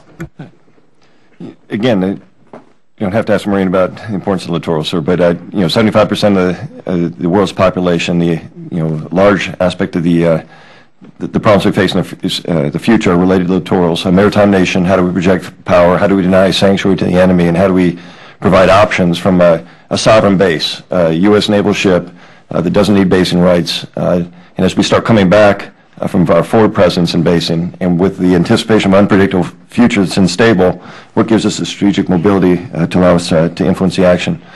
Working with the Navy in significant exercises, bold alligators continue with partner nations, working with the Australians who are developing 2 amphibious ships, and obviously the Pacific, an area of interest, economic in every way, security with a key choke point in the Straits of Malacca. The influence of extremism is not yet a predominant factor in the Pacific, but potential in the idea when the Marine Corps comes out of Afghanistan, our prioritization will be the Pacific, and then obviously with the global reach to affect other littorals. So you'll see a rebalancing. In fact, came today, and both of us will be at a littoral maneuver war game jointly between the Marines and Navy, in fact, all the services, to look at the problems you address, sir. And Congressman, just briefly, the Army role is really part of the Joint Operational Access concept, which is currently under development. So we recognize as part of the joint team we have a role, and we think we have a very heavy role in the phase 0 shaping engagement operations, because predominantly security forces around the world are land-based. So that's part of our role to help give us access in the littorals. Thank you, Mr. Chairman. I yield back. Thank you. Let me ask each of you to address organization for a second, because I somewhat stumbled over introducing each of you with your various titles, and it is only the Navy that has someone who's Director of Navy Irregular Warfare Office. Not that titles necessarily limit the scope, but I'm struck by the fact that to really deal with what we're talking about today, ingraining throughout the services this capability, skill set, way of thinking. You're talking about not only doctrine, but the organizational structure, training, the acquisition, leadership development, personnel assignments. And I guess my question is, how do you, and let me acknowledge, it's got to come from the top. Yeah, absolutely. But how does somebody other than the one at the top, whether it's y'all's position or somewhere else, keep a watch on this every day? How do you ensure that somebody is there kind of raising the hand saying, well, how does that affect irregular warfare? Or is this a capability good for irregular warfare? Kind of, I'm not interested in a flow chart, but I'm interested more in the practical, in your organizational structures for each of the services. How does that work? Who's the advocate? General?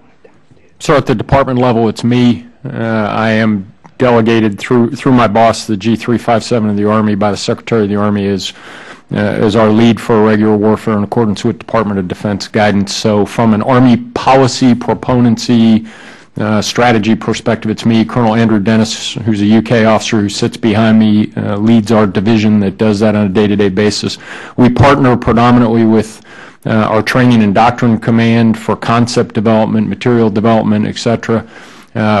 We have a number of institutions, the Irregular Warfare Fusion Center that's out at our Combined Arms Center at Fort Leavenworth, so Lieutenant General, soon to be Lieutenant General Perkins has that. Our Peacekeeping and Stability Ops Institute at Carlisle does stability operations. So we have a defined network. I am the Army staff officer that is responsible for it, and we partner with our Training and Doctrine Command. Let me just ask a follow-up, and then each of y'all can address the follow-up too.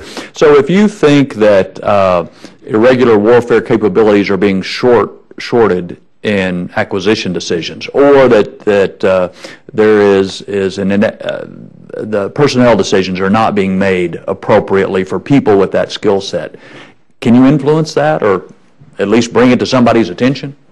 Yes, sir. We have a number of forums as we look forward, both through concept development on the training and doctrine side of the house, and then on the resource allocation side of the house. We have a set of regularly prescribed forums that help us develop on an annual basis that 5-year program where I inform my boss, so we vote, so to speak. Okay, Admiral. Yes, sir. As you already pointed out, I am the Director for Irregular Warfare for not just Chief of Naval Operations, but also the representative for Secretary of the Navy as well. And believe me, I get asked constantly, what are we doing? Are we doing enough? How can we do more from my chain of command? I engage quite often with OSD Solic and the policy side, also with irregular warfare on the capability side, on what our capacities are. At the fleet level, we've got, again, fleet forces and PAC fleet who we integrate and we talk to and work with daily. Doctrine commands and schools I've already mentioned. Beyond that, we have established a network we call our Confronting Irregular Warfare and Confronting Irregular Challenges Community of Interest, which has got about 30 or more different organizations, not just from the Navy, but from academia and other services as well, that highlight and bring up irregular warfare capabilities and needs to confront these challenges. And we've been meeting now for several months as we've been implementing the instruction division from our CNO. Sir, I'm responsible for capability development writ large for the Marine Corps. We're in the process of transition. The Commandant has given clear guidance about the emphatic importance of irregular warfare to the future, and his guidance was in this transition point, how do we strengthen and consolidate numerous efforts to the urgent need of the current war? How do we rationalize them for the future? We'd stood up a Center for Irregular Warfare in 2007, which has custody for all the aspects of irregular warfare. It was a standalone center. It's maintained its center status, has now been brought into my organization. So just as we look at fires maneuver, irregular warfare is represented in every aspect and every move related to combat development across all aspects of DOTAMA PF. So again, I think it's a mark of the maturation of how we look at irregular warfare, that it's been brought in so tightly to the institution. Sir, I mentioned earlier that in the Air Force we actually established an office in the Pentagon to oversee irregular warfare. This was a big shift and transition for us as we moved into this new type of fight, and we recognize that, and we now have that office in place, and they're working with things like doctrine, tactics, and training, et cetera.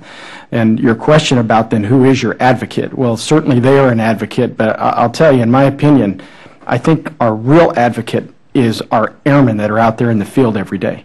I think it's fair to say, just as like our fellow services here, they have deployed so much that I don't think they would accept anything less than good training, than good equipment, and all the things that go with it. I know personally I've deployed 4 different times already to the Middle East, and I am amazed at the level of where I was on my first deployment and on my most recent deployment, the level of training, equipment, and preparation that I was provided by our service to go do that job. General, does the new office in the Pentagon have the ability to weigh in on personnel decisions and acquisition decisions? The office is not under the acquisition realm, but they certainly have an input to it. They're under what we call our A35, and which basically runs our operations and plans for the Air Force. And the A35 has inroads to acquisition. We work with them every day, working requirements and the things that the Air Force needs. In addition to that, they have inroads to the A8, which runs our money. So they are absolutely connected to it. They have a voice, and they have an advocate as our A35, our 3-star general. I just think that's key to go from doctrine to the hard decisions that are made every day about people and money, which is kind of where the rubber meets the road. Another example might be if one were to, I think nearly all of y'all have mentioned professional military education. which I would argue may be even more important in a time of declining resources than it is at any other time if you look historically. But I just wonder, if you looked at the courses that are currently offered kind of cumulatively in all the schools, how many would be irregular warfare connected courses, and how many would be more what we think of as conventional warfare connected courses? Again, there's no one piece of evidence that tells us anything definitive, but I just wonder if that is a piece of evidence that might enlighten us as to where our emphasis is being put. Anybody have a comment? I'll go ahead and jump on that first, sir. I'll start with Newport, Naval War College, and their Center for Irregular Warfare and Armed Groups. It has hosted our irregular warfare conference the past 2 years. It's become part of their curriculum to a greater extent. Go to the National Defense University, which Admiral Rondeau runs, and their Center for Complex Operations. And there's some great work there that looks across all the services. The Naval Academy, I've already mentioned, we have regular warfare incorporated into their curriculum. And then to the Naval Postgraduate School, which has got 2 majors, I believe, that are in regular warfare. Yeah. I guess my question really is, no question there are specific things going on in each of the services. I'm just kind of trying to sit back and look at the cumulative total. Where is the greater emphasis? Are these kind of ones and twos, these sorts of programs and courses, or when you take a look at the whole PME complex, how does the emphasis fit? So I can give you for the Marine Corps representative, our Command and Staff College is 1/3 specific to regular warfare. And again, it's hard to tease it out. For instance, in our Marine Corps planning process, we used to look at mission analysis. Now we do problem framing, which takes all aspects of regular warfare. So that's not specific to regular warfare, and it's part of the curriculum. But 1/3 of the curriculum is absolutely specific to regular warfare, and the rest obviously relates. And this is in the context of the Commandant's guidance. In a period of declining resources, we will increase education and training to the Marines. Sir, in our School of Advanced Air and Space Studies, which is really a graduate level PME that we have in the Air Force, it's a short anecdote, but just to give you a number, information warfare lessons are now in 6 of the 11 courses, so over 50%. Thank you. That's helpful. Let me ask one more thing, and then I'll yield to Mr. Langevin. Somebody, Conaway, I think, asked earlier whether the abolishment of Joint Forces Command made any difference to what y'all are doing. And it turns out just this morning, I see a magazine called Training and Simulation Journal, and the title is Modeling Irregular Warfare. You know, one of the things the Joint Forces Command was tasked to do was be a center of excellence for simulation and modeling.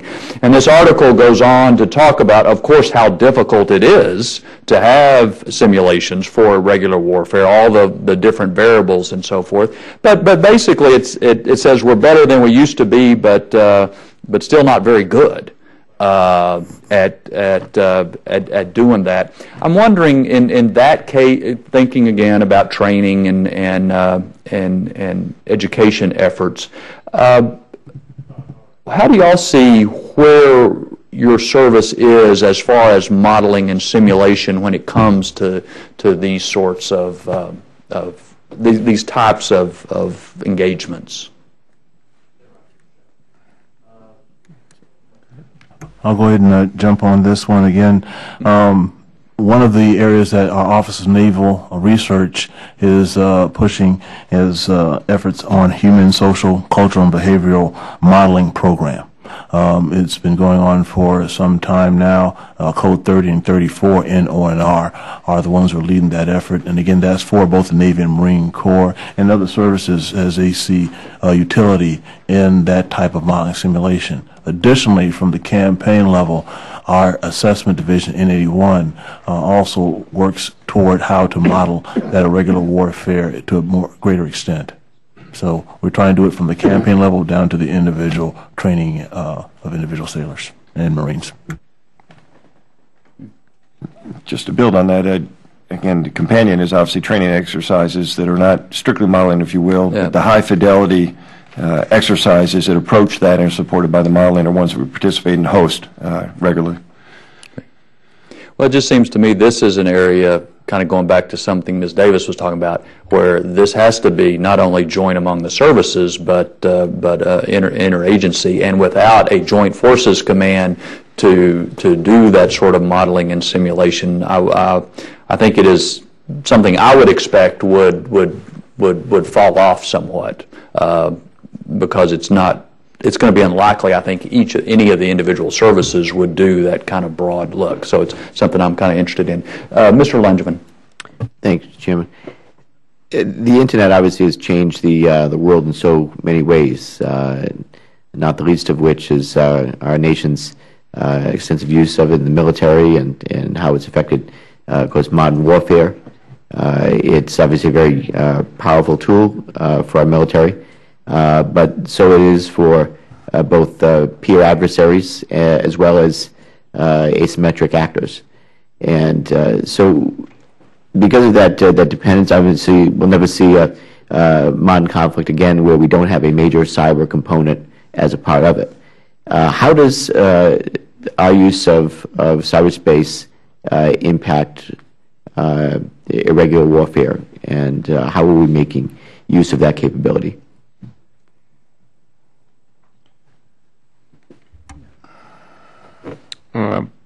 Sir,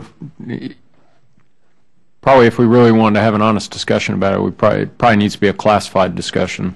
And I will say at the unclassified level, based on my personal experience in irregular warfare, we know our adversaries all use cyber.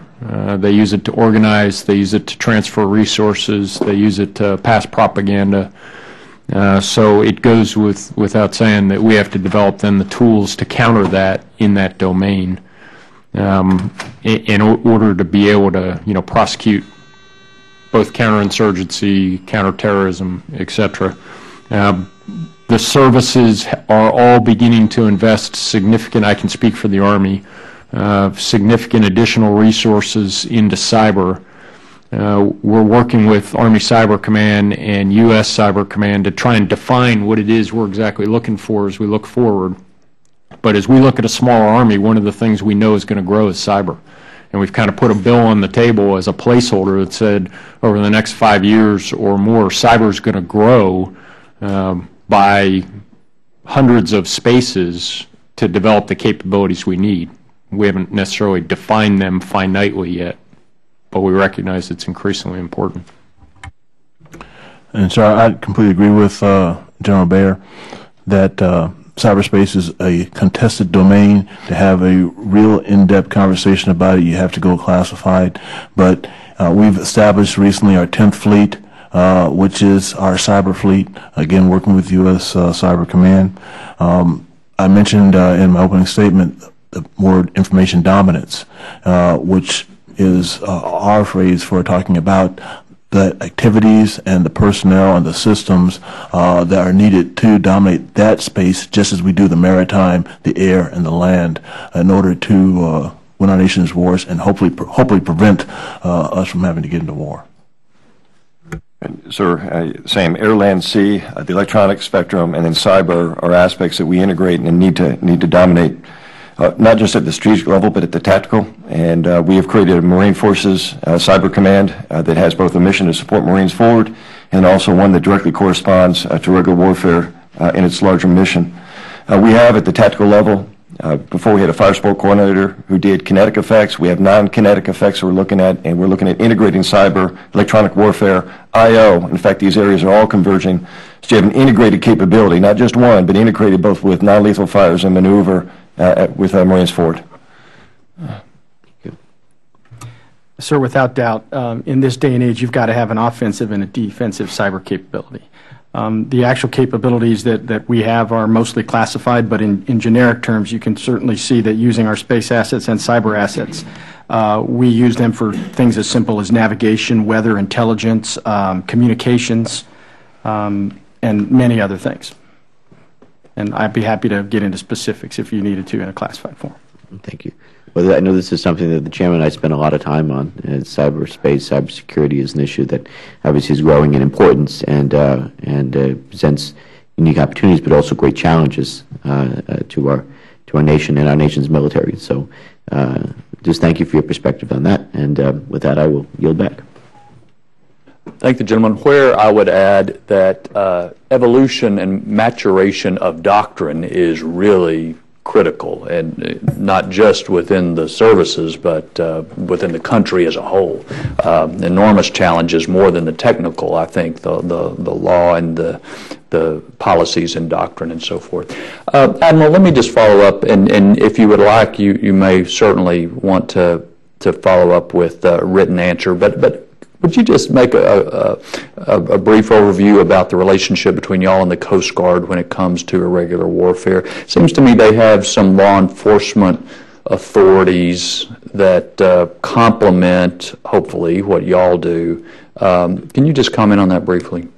Yes, sir. I'd be glad to, because my last operational tour, the Pat Forsois, which was operating in the Arabian Gulf, came under Expeditionary Strike Group 5, so I work with the Coast Guard on a daily basis. And what we find with the Coast Guard, quite simply, is this. While the Navy has maybe have capacity out to here in the number of ships and sailors and planes and the things we have to go out and do our mission, our authorities are fairly narrow because we're Title 10. On the other hand, the Coast Guard has got a culture and has got capability and has a way of doing these things, and they've got a lot of entryway with the Departments of Interior in a number of nations that really hit the home of what the preventive actions that have to happen. Unfortunately, the Coast Guard only has capacity out to here. So it's trying to marry those two up, and we've been successful with our LEADET operation. We've been successful with the forward deployed Coast Guard that's operated in the 5th Fleet of Operations, working with the nations inside of that area. We've been successful in the MOTOR, the Maritime Operational Threat Response, again working with the Coast Guard. So in a number of ways, the Navy and Coast Guard, and then going back to our strategy that's signed off by our Chief of Naval Operations, by the Commandant of the Marine Corps, by the Commandant of the Coast Guard. So we've gotten stronger and stronger and better in working together to try to fill those gaps. Okay. Well, I just offer that as you look at that interworking relationship, if there are authorities issues that we can help clarify, then let us know, because that I think your description of the situation is very good, but maybe we can help marry those up a little bit if there's a need to do that.